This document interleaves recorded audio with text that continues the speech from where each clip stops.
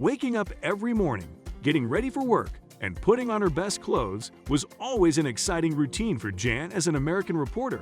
It is important to always look good while maintaining perfect composure.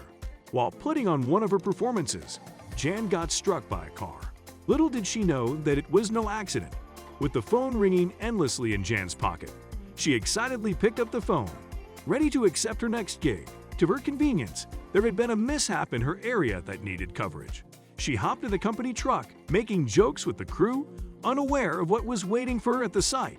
Finding the perfect spot in the midst of reporter chaos, Jan and the staff immediately parked the car and prepared the gadgets, barely able to hear the sound of her own voice.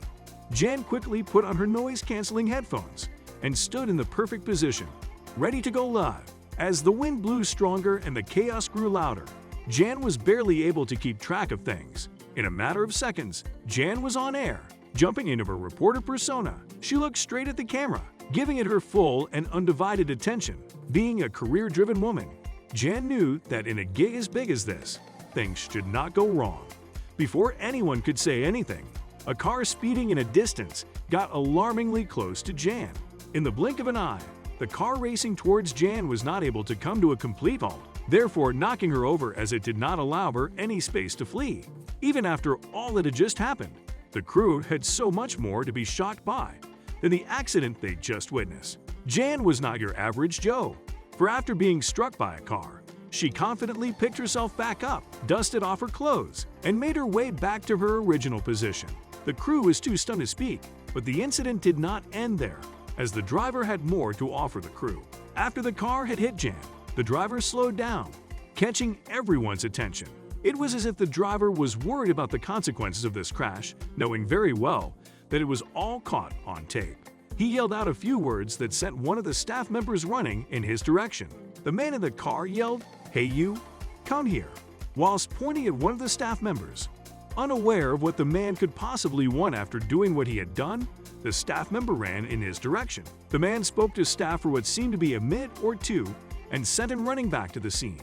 Jan continued the segment while watching as the staff member returned with a note. The minute the staff member returned to the scene, the car sped away and left everyone in a state of complete and utter shock. The segment shortly ended after, with Jan feeling unsettled by what had just happened.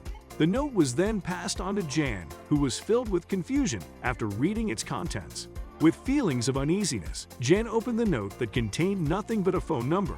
Playing back to what happened in her head, Jan thought to herself, why did he stop? Could this have not been an accident? With the staff all back in the company truck, Jan whipped out her phone, ready to call the number. Jan waited impatiently as the line beeped. She needed answers. The whole situation did not make sense, and the more time passed, the more uneasy she felt about it all.